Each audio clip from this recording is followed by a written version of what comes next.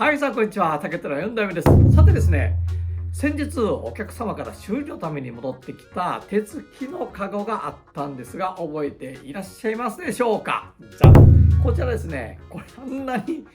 持ち手が壊れてですね、もうこれは使えないねと、修復不能じゃないかというようなことだったんですが、なんとですね、じゃじゃーん、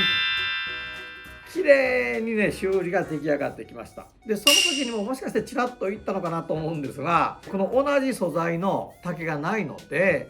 トラ竹で修理しますよということでですね、高さももしかしたら低くなるかもしれないと言ったんですが、トラ竹でですね、段数を継ぎ足して、同じぐらいの高さに仕上げました。で、持ち手はですね、こういったトラ竹のちょっと幅広の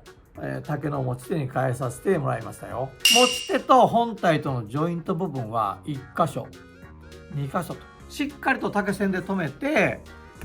色を揃えた遠巻きで仕上げているんで、違和感が全くないんじゃないかなというふうに思います。まあですね、こうして竹細工というのは手直ししながら、傷んだところを何度も修理しながら長く使っていけるところがすごくいいところだというふうに思ってます。あとね、トラ竹を使ってね、前より数段かっこよくおしゃれになったんで、気分も上がるんじゃないかなというふうに思いますので、ぜひですね、お客様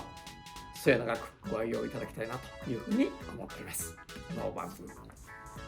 ノーライク。